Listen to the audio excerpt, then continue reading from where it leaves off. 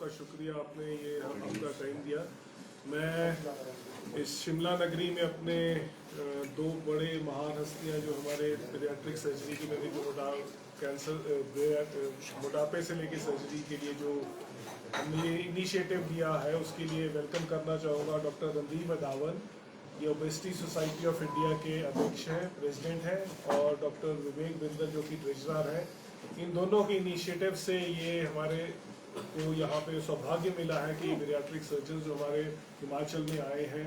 पहली बार डॉक्टर बिंदल ने बात करी थी कुछ समय पहले कि ये हमारे को हिमाचल में धीरे धीरे मोटापा इंक्रीज हो रहा है। तो सबको लग रहा था कि मोटापे के केसेस नहीं होते हैं, बट धीरे धीरे हमें लगा कि मोटापा है और उसके कारण जो प्रॉब्लम्स आती हैं उसको कैसे समाधान किया जाए। कॉम्प्लिकेशंस बहुत सारी हैं, उसके लिए दवाइयाँ क्या हैं, उसके लिए सर्जरी क्या है। थोड़ा एक अवेयरनेस प्रोग्राम सबसे ज़रूरी था, वो लाने के लिए हमें यहाँ पे बोला कि एक हमें कॉन्फ्रेंस करना चाहते हैं। मैं धन्यवाद दोनों का देना चाहूँगा कि उन्होंने IGMC शिमला को चुना और डिपार्टमेंट ऑफ सर्जरी के साथ मिलके ये इनिशिएटिव लिया।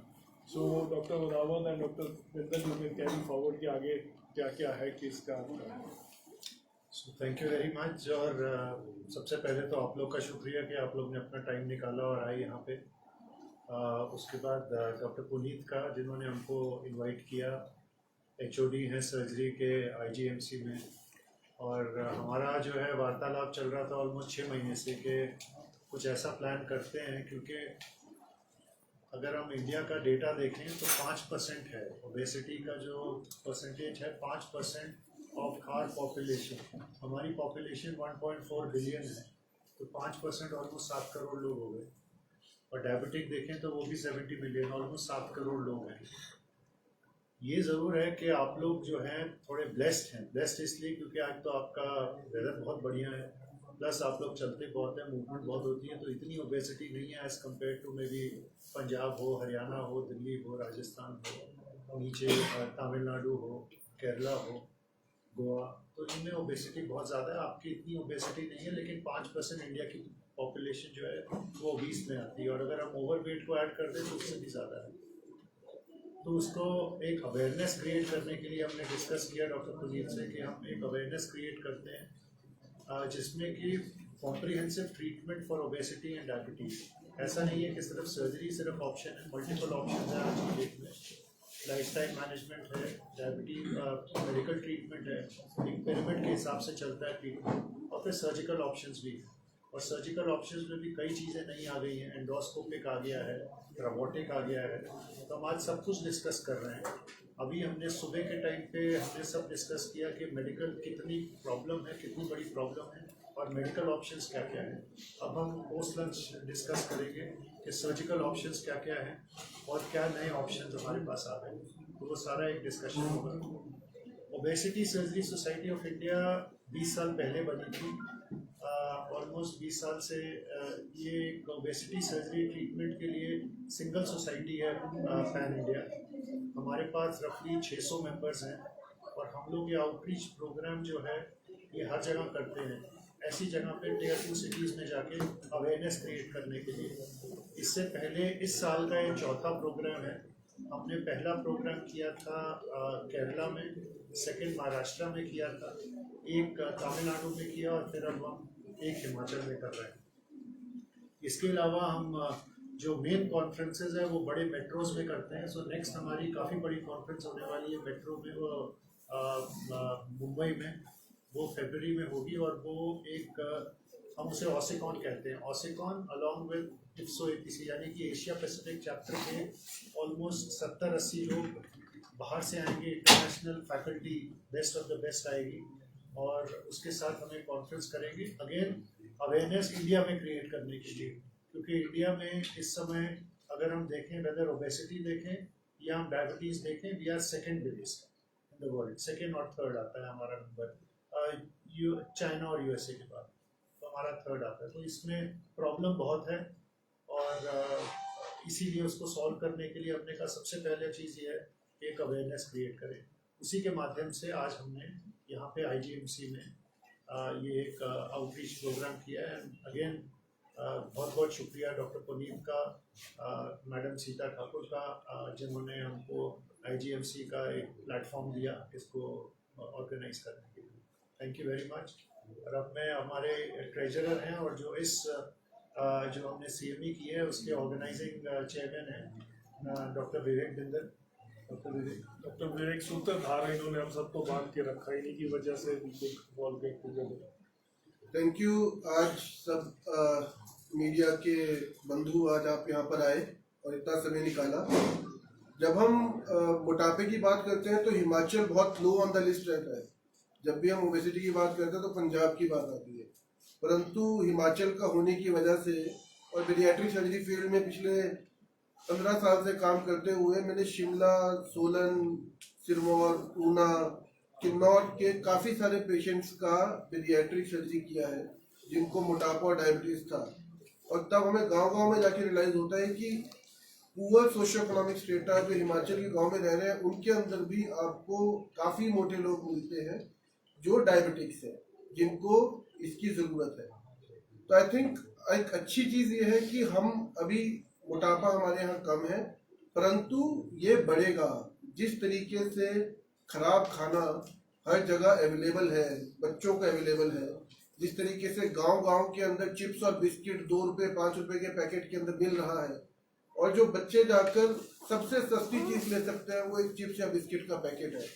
अभी स्टडीज भी पब्लिश हुई हैं जिन्होंने ये कंपेयर किया है कि क्या चीज़ हमारे बच्चे गांव के खा रहे हैं, और उसके अंदर ये पाया गया है कि गांव के बच्चों का नंबर 1 चॉइस चिप्स का पैकेट है, नंबर 2 चॉइस बिस्किट का पैकेट है, और ये आगे जाकर बहुत घातक है। तीसरी चीज़ जो खतरनाक हमारी सोसाइटी में हो गई है वो स्क्रीन टाइम है। हर कोई मोबाइल के ऊपर स्क्रीन में लगा हुआ है और उससे फिजिकल एक्टिविटी कम हो गई है, तो खाना पीना खराब हो गया, स्क्रीन टाइम बढ़ गया, और इसकी वजह से हिमाचल भी अछूता नहीं रहेगा अगर हम समय रहते नहीं संभले। इसी कारणवश आज ये प्रोग्राम यहाँ पर ऑर्गेनाइज्ड है जिसमें obesity surgery society of India और मेडिकल कॉलेज शिमला मिलकर ये बताना चाहते हैं कि हम अपने आप को और अपने बच्चों को एक अच्छे लाइफस्टाइल के बारे में बताएं, क्या चीज़ें ठीक हैं, खाने पीने में कैसे रहना है, स्क्रीन टाइम 1 घंटे से कम रखना है, पैक्ड फूड नहीं खाना है। अगर ये 2-3 हम टेक अवेज ले जाएं कि जो भी चीज़ पैकेट में आ रही है वो खराब है, जो भी चीज़ पैक होके दुकान पे मिल रही है वो अच्छी नहीं है, तो उस चीज़ को हम अपनी शेल्फ पे से, घर पे से हटा दें, स्कूल की कैंटीन से हटा दें। दूसरा, स्क्रीन टाइम 1 घंटे से कम हो, और 16 साल से कम के बच्चे का कोई सोशल मीडिया प्रोफाइल नहीं होना चाहिए। ये ऑस्ट्रेलिया में नियम बन चुका है। तीसरा, हमारी फिजिकल एक्टिविटी कम से कम 1 से 1.5 घंटे की रोज होनी चाहिए। आई थिंक हिमाचल में फिजिकल एक्टिविटी बाय फोर्स सबकी हो जाती है, परंतु खाने पीने के ऊपर और साथ में आपकी जो स्क्रीन टाइम है, इन 2 चीज़ों पे काफ़ी काम करने की ज़रूरत है। और अगर किसी को दिक्कत है तो एक्सपर्ट की मदद लें। कोई अगर ओबीज है, कोई अगर डायबिटिक है तो जल्दी पहुंचेगा तो हो सकता है दवाइयों से इलाज हो जाए, सर्जरी तक की नौबत ना आए। जल्दी पहुंचेगा तो हो सकता है एक्सपर्ट की मेडिकल एडवाइस से, डाइट लाइफस्टाइल से काम हो जाए। और जैसे जैसे लेट करते जाएंगे तो पीडियाट्रिक सर्जरी की जरूरत पड़ सकती है, रोबोटिक की जरूरत पड़ सकती है, परंतु वो भी बहुत अच्छी ऑप्शन है। और अदरवाइज आप देखेंगे अगर किसी का वजन 50 किलो, 60 किलो, 100 किलो बढ़ चुका है, उनके लिए जीना जो है वो बहुत दुश्वार है। उनकी quality of life is very poor. हर रोज गोलियां खाते रहते हैं, चल नहीं पाते हैं, और उसकी वजह से उनके घुटने खराब हो जाते हैं, कमर स्लिप डिस्क हो जाती है। बेरियाट्रिक सर्जरी से डायबिटीज भी रिवर्स हो जाती है, डायबिटीज की दवाइयां खत्म हो जाती हैं, इंसुलिन लेना, जो लोग इंसुलिन ले रहे हैं इंसुलिन बंद हो जाता है, उनकी जो बीपी की दिक्कत है उसकी दवाई बंद हो जाती है, घुटने ठीक हो जाते हैं, कमर दर्द ठीक हो जाता है, इनफर्टिलिटी ठीक हो जाती है, जो मैडम सीता ठाकुर ने भी बताया। तो I think her treatment option available है, एक्सपर्ट हेल्प अवेलेबल है। हम आपके माध्यम से, मीडिया के माध्यम से सोसाइटी में सबसे पहले तो prevention is the best cure, इस मैसेज को पहुंचाएं कि अपने बच्चों को संभालें। बच्चे नेक्स्ट जनरेशन है, अपने आप तो चलो जो आदमी लेवल से ऊपर हो गया, अपनी आदतें बदलना भी जरूरी है, लेकिन ज्यादा इंपॉर्टेंट है कि अगली जनरेशन को संभालें, और जिसको दिक्कत है वो एक्सपर्ट हेल्प ले। ये हमारा क्या है। आप कोई भी अगर सवाल पूछना चाहें तो। सर हिमाचल में कोई डेटा है कितने लोगों को मोटापे से ग्रसित हैं? जिस तरह से बता रहे हैं कि इंडिया में लोगों को बहुत ज़्यादा मोटापे की परेशानी, हिमाचल का कोई पर्टिकुलर डेटा है? हमने दिल्ली के अंदर सर्वे किया था जहाँ पर स्कूल गोइंग चिल्ड्रन का सर्वे में 30% school going children were obese, मतलब ओवरवेट एंड ओबीज कैटेगरी में आ रहे थे। हिमाचल के अंदर कोई ऐसी पर्टिकुलर स्टडी अभी नहीं सर, वो अभी एक हुई थी, हमने अभी प्रेजेंटेशन में एक बताई थी। हमारी कंपेरेबल 14% तक है, जो कि कंपेरेबल है, पर हमारे लगता था कि हिमाचल में नहीं, पंजाब और हरियाणा जो माने जाते हैं उधर के बराबर है हमारी, और अर्बन एरिया में ज्यादा है, रूरल एरिया के साथ ऑलमोस्ट बराबर है। हमें एक मिथ सी है कि शायद हिमाचल में इतना मोटापा नहीं है, बट वो बराबर है पंजाब के बराबर, ऑलमोस्ट सिमिलर है, रेड लाइन में है 14% सर। 14% एज इन सर किस तरह से माना जाएगा इसे, मतलब टोटल पॉपुलेशन का 14% हाँ जी टोटल। ओबेसिटी और ओवरवेट दोनों इंक्लूड करें ना तब ओबेसिटी तो और अगर हम सिर्फ ओबीस देखें, ओबीस का मतलब ऐसे है कि ओबीस किसको बोलते हैं, हम कैलकुलेट करते हैं बॉडी मास इंडेक्स से। बॉडी मास इंडेक्स हुआ weight in KG divided by height in metre square. आजकल सबके पास ऐप है, ऐप में आप अपना हाइट डालेंगे, वेट डालेंगे, आपका बीएमआई मिल जाएगा। तो बीएमआई अगर हम 30 से ऊपर देखें तो उनको ओबीस बोलेंगे, या हमारे यहाँ 27.5 से ऊपर है, 30 से ऊपर का अगर हम लगा के चले तो वो पॉपुलेशन इंडिया में 5.4, इधर हिमाचल में अबाउट 3% के आसपास है, रिलेटिवली कम है एज कम्पेयर टू इंडिया का वो। बट अगर हम ओवरवेट भी उसमें इंक्लूड कर दें, यानी 25 से ऊपर बीएमआई को इंक्लूड कर दें, 25 और 30, तो जैसे डॉक्टर साहब ने बोला फिर वो बढ़ जाता है, नंबर बढ़ जाता है। वो कितना मिलता है 14% 14% के आसपास बढ़ जाता है, वो फिर वो बढ़ जाता है। वो इंडिया में 18 पे पहुंचता है तो 14 यहाँ भी पहुंच जाता है। ओवरवेट के साथ ही जो कॉम्प्लिकेशंस है, जो डायबिटीज है, हाइपरटेंशन है, वो बढ़ती जाएगी जैसे जैसे, तो वो सब वो उस कैटेगरी में आ जाते हैं which will be eligible for obesity medicine और ओबेसिटी सर्जरी, दोनों लाइफस्टाइल चेंज, और वो सबके लिए वो एलिजिबल होना चाहिए। वो लोग को अपना एक ऑप्शन उनके पास है कि अगर आप वो चाहें तो ओबेसिटी मेडिसिन या फाइली सर्जरी के लिए आप कर सकते हैं। क्या सर मानसिक स्वास्थ्य और तनाव का भी कोई इसमें, क्योंकि जैसे बच्चे भी इसका जो है शिकार हो रहे हैं आजकल शहरी इलाके में, तो क्या कोई मानसिक स्वास्थ्य या साइकोलॉजी, मेंटल हेल्थ और मानसिक तनाव जो है, इसकी वजह से ओबेसिटी में काफ़ी फर्क पड़ता है। मतलब मोटे होते हैं लोग, क्योंकि एक तो नींद का प्रॉपर होना is a very important thing कि कोई ओबेस ना हो। अगर आपकी नींद प्रॉपर नहीं है तो उससे ओबेसिटी बढ़ती है, और तनाव की वजह से लोगों को नॉर्मली इंसोम्निया हो जाता है, उनकी नींद जो है वो प्रॉपर नहीं आती है। और सेकेंडली तनाव से दो तरीके का रहता है। कुछ लोग स्ट्रेस ईटिंग में जाते हैं, तो स्ट्रेस की वजह से वो ज़्यादा खाते हैं उस स्ट्रेस को दूर करने के लिए, और कुछ लोग स्ट्रेस एनोरेक्सिया में जाते हैं, मतलब वो खाना पीना बंद कर देते हैं। तो दो तरीके की पर्सनैलिटीज रहती है। जो स्ट्रेस ईटिंग में जाते हैं उनके अंदर काफ़ी मोटापा बढ़ता है, और वो नॉर्मली शुगर रिच चीज़ें खाते हैं। कि तनाव है, आप देखेंगे लोग एंजाइटी के अंदर दिन भर बिस्किट खा रहे हैं या चॉकलेट्स खा रहे हैं, अपने तनाव को दूर करने के लिए उन्हें उससे फ़ायदा मिलता है। कुछ एंजाइटी के अंदर अल्कोहलिक्स बन जाते हैं, तनाव में एडिक्शंस के, तो food addiction, alcohol addiction, smoking, ये सारे तनाव के से रिलेटेड है। उसकी वजह से अल्कोहल और फूड एडिक्शन से भी मोटापा बढ़ता है। देखिए तनाव से होता क्या है कि आप जो है तनाव में दवाइयाँ ले रहे हो, मेडिकल ट्रीटमेंट ले रहे हो, उससे भी वजन बढ़ता है। वजन बढ़ता है तो आप जो है और खाने लग जाते हैं, तो एक साइकिल उसी बन जाती है कि आपका तनाव भी बढ़ रहा है, आपके डिप्रेशन में भी जा रहे हो, डिप्रेशन में जा रहे हो तो घर में बैठे हो, घर में बैठे हो तो और खाना खा रहे हो, एक्सरसाइज नहीं कर रहे तो वजन और बढ़ जाता है। तो इस साइकिल को ब्रेक करने के लिए कई बार सिर्फ बेरियाट्रिक सर्जरी हेल्प करती है। वो भी ऐसा नहीं है कि उतना बढ़िया एक्ट करेगी जितना कि किसी और इंडिविजुअल में करेगी, लेकिन फिर बेरियाट्रिक सर्जरी ऑप्शन बनती है क्योंकि उनकी सेल्फ एस्टीम वापस आनी चाहिए, उनके डिप्रेशन से बाहर आना चाहिए, वो जाके वर्ल्ड में वापस जा सके। सर एक लोगों में जागरूकता की भी कमी होती है, उन्हें सही से मालूम नहीं होता कि वजन क्या होना चाहिए मतलब शरीर के हिसाब से, और जब प्रॉब्लम बढ़ जाती है उसके बाद जो है अस्पताल लोग पहुँचते हैं, प्रॉब्लम ज़्यादा बढ़ जाती है। इसीलिए ये जो इस तरीके के आउटरीच प्रोग्राम जो हम कर रहे हैं वो इसी वजह से कर रहे हैं ताकि एक अवेयरनेस क्रिएट कर सकें। तो आपके माध्यम से सबसे ज़्यादा तो आप लोग इम्पोर्टेंट हो। हमने आज ये बोल दिया, लेकिन आपने इसका प्रचार किया, आपने प्रचार किया। एक जना किसी रिमोट एरिया में वो न्यूज़पेपर पढ़ रहा है या प्रिंट मीडिया में देख रहा है या इलेक्ट्रॉनिक मीडिया में देख रहा है, उसने देखा तो उसको एटलीस्ट कुछ समझ तो आएगी ना कि भाई ये प्रॉब्लम है। ऐसा नहीं है कि मैं हेल्दी नहीं है, आपके साथ प्रॉब्लम है, तो एटलीस्ट अब जाके किसी फिजिशियन को या किसी न्यूट्रिशनिस्ट को कंसल्ट तो करें, एटलीस्ट पूछ तो लें कि क्या प्रॉब्लम है, ताकि उसका समाधान ढूंढ सके और करेक्ट टाइम पे समाधान ढूंढ सके। जैसे डॉक्टर विवेक ने बताया कि prevention is better than cure. ऐसा नहीं है कि सबको सर्जरी के लिए जाना है, कि हम ये बोल रहे हैं यहाँ आने के बाद कि सब्जी सर्जरी करा लो, ऐसा नहीं बोल रहे।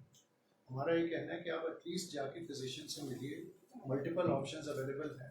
Surgery of course is there, but surgery बाद में आती है, उससे पहले बाकी ऑप्शंस को हमको देखना चाहिए। कई लोग जो है अब न्यूट्रिशन का यूज करते हैं आजकल, तो किस तरीके से देखते हैं, क्योंकि न्यूट्रिशन काफ़ी मात्रा में हिमाचल प्रदेश की बात की है तो यूज करने लगे हैं लोग, फैट लॉस करते हैं। न्यूट्रिशन तो है ही है माध्यम, मतलब प्रोटीन सप्लीमेंट्स की बात करें जैसे हर्बल लाइफ किया है, सो वो सारे ऑप्शंस तो है ही कि वो जो है डेफिनेटली जो है वो इवन जब हम बेरियाट्रिक सर्जरी बोलते हैं तब भी हम बोलते हैं कि वो ऐसा नहीं है अर्ली पार्ट में, जब ओबेसिटी एकदम स्टार्टिंग में है या जैसे हम ओवरवेट कैटेगरी बोलते हैं, उन कैटेगरीज में तो ये लाइफस्टाइल चेंजेस, जैसे उन्होंने बताया एक्सरसाइज कि भाई 300 मिनट हफ्ते की, सो हफ्ते की अगर आप 300 मिनट करते हैं एक्सरसाइज, जिसमें कि आपकी वॉकिंग भी होती है और जिसमें अगेंस्ट रेजिस्टेंस भी होती है 300 मिनट्स, तो ये कहते हैं कि थोड़ा वेट लॉस होगा। 250 मिनट करते हैं तो मेंटेन रखते हैं। आप लोग तो ज़्यादा करते हैं, आप लोग शिमला में वैसे ही ज़्यादा होती है, बट वैसे 300 मिनट का बोलते हैं। उसके साथ लाइफस्टाइल में अगर प्रोटीन रिच डाइट आप लेंगे तो आपका मेंटेन रहेगा। और ये ऐसा नहीं है कि बेरियाट्रिक सर्जरी कर दी तो आपने डाइट नहीं लेनी है, डाइट फिर भी आपने मेंटेन करनी है। लेकिन ये ज़रूर है, बाकी आप दोनों भी इस पर बोलिएगा कि सिर्फ वो ये किसी का वेट बहुत ज़्यादा है, लगा कि चलिए 40 BMI हो गया, 45 हो गया, डायबिटीज़ हो गया, लेकिन उसको फिर उसमें हर्बल है कि कोई भी, मैं किसी का नाम नहीं ले रहा, उसको सिर्फ डाइट में डाल दें और सोचें कि वो जो है वो ऑटोमेटिकली सब चीज़ें ठीक हो जाएगी, तो वैसा नहीं होगा। उसमें फिर ट्रीटमेंट आपको मल्टी डिसिप्लिनरी करना पड़ेगा, उसमें फिर सर्जिकल ऑप्शन भी आपको ढूंढनी पड़ेगा। आई थिंक ये जो प्रोसेस प्रोटीन सप्लीमेंट्स हैं इनमें बड़ा ध्यान रखने की जरूरत है, स्पेशली आजकल जो जिम में भी और चल रहा है। अभी एक स्टडी पब्लिश हुई है इंडिया में, उन्होंने बहुत सारे ब्रांड्स को स्टडी किया। 90% ब्रांड्स में वो जो लेबल पे लिखा है वो अंदर नहीं था, और ऐसे प्रोडक्ट्स थे जो हेल्थ के लिए अच्छे नहीं हैं। So I think natural supplements are better. आप अगर नेचुरल फूड के अंदर अपनी डाइट को चेंज करके वहाँ से प्रोटीन लें, दाने लें, हरी सब्जियाँ लें, फ्रूट्स लें, जो लोग अंडा खाते हैं अंडे की सफेदी लें, that is much better rather than taking a packed protein powder. और इससे बहुत सारे लोगों के अंदर हमने प्रॉब्लम्स आती हुई देखी है, मेडिकल प्रॉब्लम्स आती हुई देखी है, लोग बड़ी बड़ी बीमारियों का भी शिकार हो जाते हैं। बहुत सारे ये सडन डेथ्स आपने सुनी होगी जिमिंग करते हुए, एक्सरसाइज के बाद ये है। तो ये अभी तक उस एग्जैक्ट कॉज तो नहीं पता, बट बहुत सारे ये जो आप बोल रहे हैं ना डाइटरी सप्लीमेंट्स ही इम्प्लीकेटेड है, बिकॉज उसमें अंदर क्या है वो नहीं पता। जैसे डॉक्टर बिंदल ने पहले भी बोला कि जितने भी पैक चीजों से परहेज रखें। आई थिंक हमारे हिंदुस्तान की डाइट इतनी है, इतनी वर्सेटाइल है, इतनी डाइवर्स है कि हमारे सब कुछ वो अपनी हमारी डाइट से पूरा हो सकता है। घर में बनी चीजें सब कुछ है हमारे में, वो नहीं है। ये एक फैशन, एक फैड बन गया, और मसल बिल्डिंग के लिए हो गया, शायद प्रोटीन्स के लिए ज्यादा। तो ऐसा प्रोटीन वो शेक्स कोई आपको कोई फायदा नहीं करने वाले, बिकॉज वो बता रहे 90% में हमें पता ही नहीं है, बहुत ही कम होगी जो which will help in muscle building. कुछ साल पहले भी एक मिस्टर इंडिया बने थे, मिस्टर इंडिया बनने के एक हफ्ते बाद वो आए, उनकी पीठ से हमने 1.5 लीटर पस निकाला, क्योंकि वो सिर्फ एनाबॉलिक स्टेरॉइड और प्रोटीन और ये इस टाइप के सप्लीमेंट्स ले रहे थे। तो ये बहुत खतरनाक चीजें हैं। सर इसकी कोई साइड इफेक्ट भी है अगर है तो किस एज? पीडियाट्रिक सर्जरी जो है एक तो बहुत देखभाल की जानी चाहिए। हम सोसाइटी की तरफ से कुछ सेंटर्स ऑफ एक्सीलेंस को नॉमिनेट करते हैं। Obesity surgery society of India check करके ऐसे सेंटर्स को नॉमिनेट करते हैं जहाँ पर सारी चीज़ें उपलब्ध है, एक्सपर्टीज सर्जन की उपलब्ध है, इक्विपमेंट उपलब्ध है, OT उपलब्ध है। तो सबसे पहली बात तो सर्जरी सेफ हो जाए, सर्जरी के बाद कोई इमीडिएट कॉम्प्लिकेशन ना आए, वो इम्पोर्टेंट है। तो ऐसी जगह जाए जहाँ पर एक्सपीरियंस है। उसके बाद इसमें कॉम्प्लिकेशंस जो है, न्यूट्रिशन को हमें ध्यान रखना होता है कि खाना पीना कम हो जाता है तो हम न्यूट्रिशन मेंटेन रखें। तो एक सप्लीमेंट जो है मल्टीविटामिन की टैबलेट हम बोलते हैं कि वो हम देते हैं, वो लें, और प्रोटीन अपना डाइट के अंदर पूरा करें। तो उसके बाद इसके बेनिफिट्स बहुत आ रहे हैं। आप सोचिए कि अगर कोई 40 किलो 50 किलो एक्स्ट्रा लेकर चल रहा है, आपके ऊपर एक बोरी लाद दी जाए और आप उसे रोज उठा के चल रहे हैं, तो आप कितनी आपकी मसल्स एक्स्ट्रा काम कर रही हैं, आपका हार्ट, लीवर, किडनी सब डबल काम कर रहा है। ओवरऑल लाइफ स्पैन जो है हमारा 15 से 20 साल कम हो जाता है जब हमारा BMI 40 से ऊपर होता है। और जब हम बेरियाट्रिक सर्जरी करते हैं, बेरियाट्रिक सर्जरी के बाद बहुत लंबी लंबी स्टडीज हैं जिसमें 30 साल तक मरीजों को देखा गया और ये पाया गया कि there is a increase of life span by 5 years। अगर किसी 40+ BMI काम करते हैं बेरियाट्रिक सर्जरी तो लाइफ भी बढ़ जाती है, क्वालिटी ऑफ लाइफ भी बढ़ जाती है। और अभी हमने इंडियन पेशेंट्स का पिछले 10 साल का डेटा निकाल के इंटरनेशनल जर्नल में पब्लिश किया है, जिसके अंदर 10 साल के आउटकम्स लेके हजारों पेशेंट्स को, और ये पाया है कि क्वालिटी ऑफ लाइफ भी इम्प्रूव हो रही है, डायबिटीज भी इम्प्रूव हो रही है और उनका वेट भी सस्टेन है।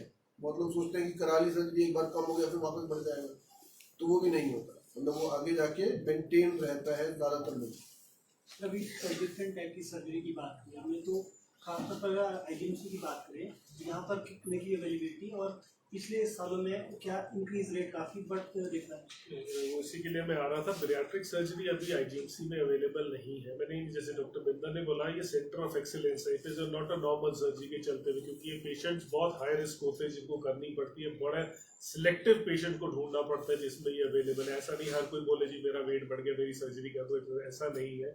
और उसके लिए खास तरह की ये जनरली जो है करी एंडोस्कोपी या लेप्रोस्कोपिक होती है।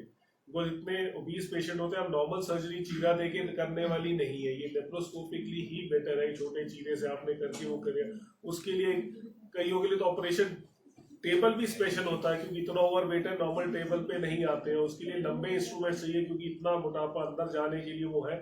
तो ये सब अभी अवेलेबल नहीं है।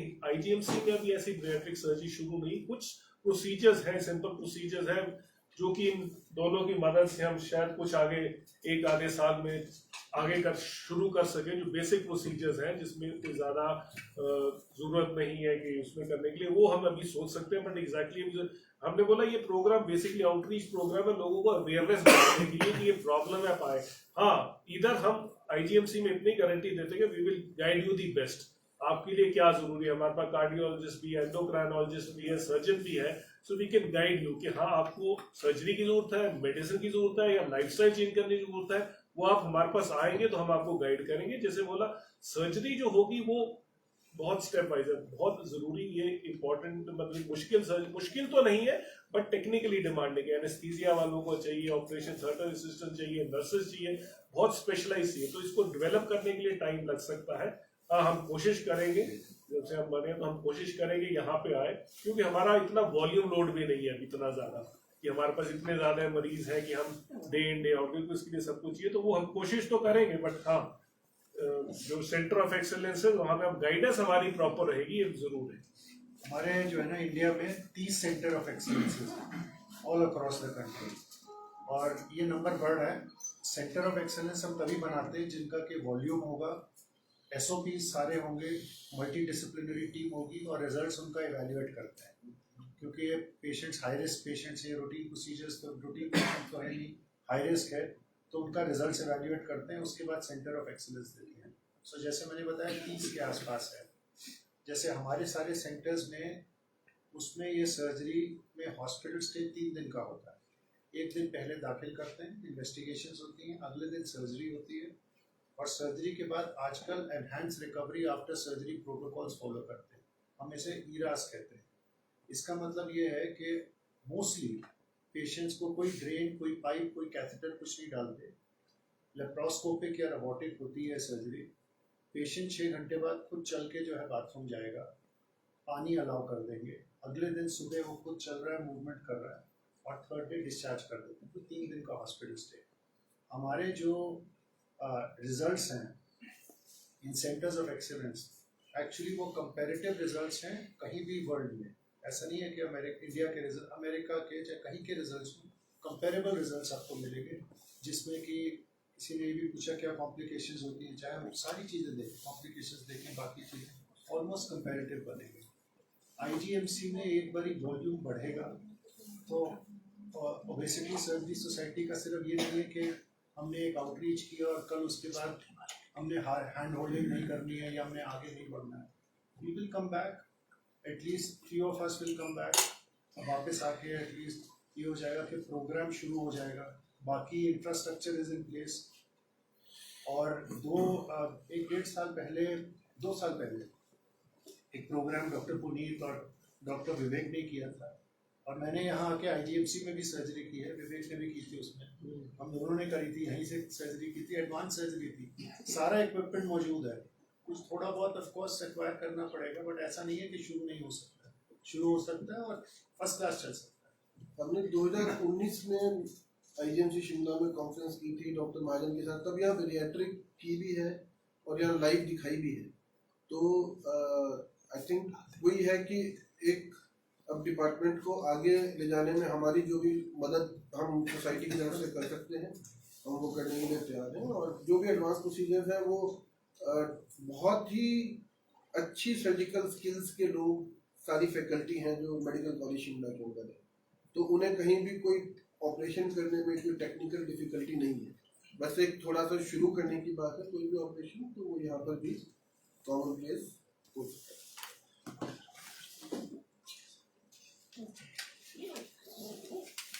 Thank you. Thank you Nanda ji.